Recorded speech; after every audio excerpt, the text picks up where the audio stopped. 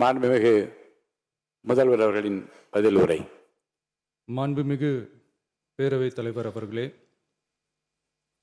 திரு C Joseph Vijay அவர்களை முதலமைச்சராக கொண்ட அமைச்சரவை மீது இப்பேரவை தனது நம்பிக்கையை தெரிவிக்கிறது என நான் மொழிந்துள்ள அரசினர் தீர்மானத்தின் மீது அனைத்து கட்சிகளை சார்ந்த மாண்புமிகு உறுப்பினர்கள் தங்களது கருத்துக்களை தெரிவித்து தீர்மானத்தை ஆதரித்தும் எதிர்த்தும் உரையாற்றியுள்ளனர்.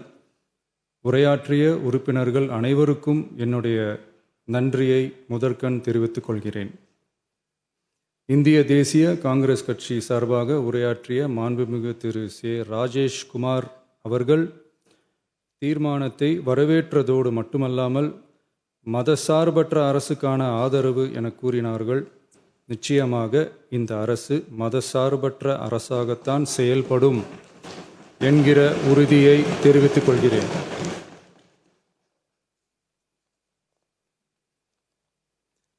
அடுத்து உரையாற்றிய இந்திய கம்யூனிஸ்ட் கட்சி மார்க்சிஸ்ட் கட்சி சார்பாக உரையாற்றிய திரு ஆர் செல்லசுவாமி அவர்கள் இந்த தீர்மானத்தை வரவேற்று முழுமையான ஆதரவு தெரிவித்துள்ளார்கள்.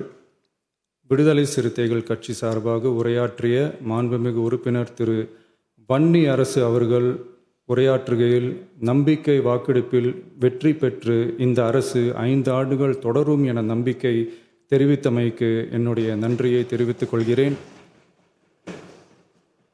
ஆதரிப்பவர்களுக்கு மட்டுமான அரசல்ல, எதிர்ப்பவர்களுக்கான அரசும் இது என சுட்டிக்காட்டியமைக்கு எனது நன்றியை தெரிவித்துக் கொள்கிறேன். முந்தைய அரசுகளால் கொண்டு வரப்பட்ட முக்கிய மக்கள் நலத்திட்டங்கள் தொடரும் என்ற உறுதியை தெரிவித்துக் கொள்கிறேன்.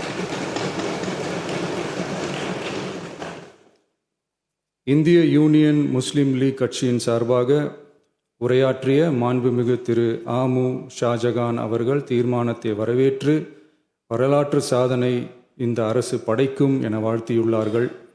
மாண்புமிகு உறுப்பினர் திரு எஸ் காமராஜ் அவர்கள் தீர்மானத்தை வரவேற்று உரையாற்றியுள்ளார்கள்.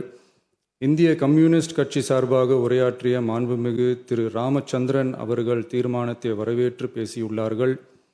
தேசிய முற்போக்கு திராவிட கழகத்தின் சார்பாக உரையாற்றிய மாண்புமிகு உறுப்பினர் திருமதி பிரேமலதா விஜயகாந்த் அவர்கள் உரையாற்றுகையில் எதிர்கட்சிகளை எதிரி கட்சிகளாக நினைக்காமல் எங்கள் அரசு செயல்படுவது குறித்து குறிப்பிட்டு வாழ்த்து தெரிவித்தமைக்கு என்னுடைய நன்றி. மேலும் ஓரிரண்டு கருத்துக்களை தெரிவித்து தெளிவுபடுத்த வேண்டுமென்று கேட்டுக்கொண்டார்கள். I will rethink about it. தமிழ்நாட்டை ஆண்ட பல்வேறு கட்சிகளை சார்ந்த அரசுகள் இந்த நாட்டு மக்களின் நலனை முன்னிலைப்படுத்தி தீட்டிய திட்டங்கள் சமூக நீதிக்கு முன்னுதாரணமாக திகழ்ந்து நிறைவேற்றப்பட்ட சட்டங்கள் எங்கள் கட்சியின் கொள்கை தலைவர்களின் எண்ணங்கள் என இவற்றை மனதிலே கொண்டு எங்களுடைய ஆட்சி நடைபெறும் என்கிற உறுதியை மட்டும் தெரிவித்துக் கொள்கிறேன். பாரதிய ஜனதா கட்சி சார்பாக பேசிய திரு எம் போஜராஜன் அவர்கள் நடுநிலை வகிப்பதாக தெரிவித்து உரையாற்றியுள்ளார்கள். பாட்டாளி மக்கள் கட்சியின் சார்பாக அடுத்து உரையாற்றிய மாண்புமிகு முனைவர் திருமதி சௌமியா அன்புமணி அவர்கள் உரையாற்றுகையில் விவசாயிகள், இளைஞர்கள், மகளிர் நலன், மது ஒழிப்பு குறித்து செயல்படுத்தப்பட வேண்டிய திட்டங்கள் குறித்து குறிப்பிட்ட தீர்மானத்திலிருந்து விலகி நிற்பதாக தெரிவித்துள்ளார்கள். மகளிர் பாதுகாப்பிலிருந்து தவற எந்த அரசு இம்மியளவும் இடம் தராது.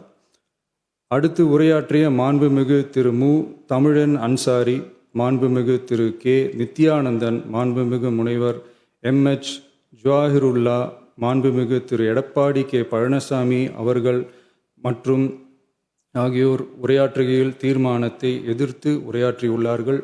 எதிர்க்கட்சி தலைவர் வெளிநடப்பு செய்துவிட்டார்கள். மாண்புமிகு திரு எஸ்பி வேலுமணி அவர்கள் தீர்மானத்தை ஆதரித்து உரையாற்றியுள்ளார்கள். குதிரை பேரத்தில் எமது அரசு ஈடுபடுகிறது என்ற கருத்தை தெரிவித்த மாண்புமிகு உறுப்பினர் அவர்களுக்கு நான் ஒன்றை மட்டும் சொல்லிக்கொள்கிறேன். இந்த அரசு குதிரை வேகத்தில் செயல்படுகிற அரசே தவிர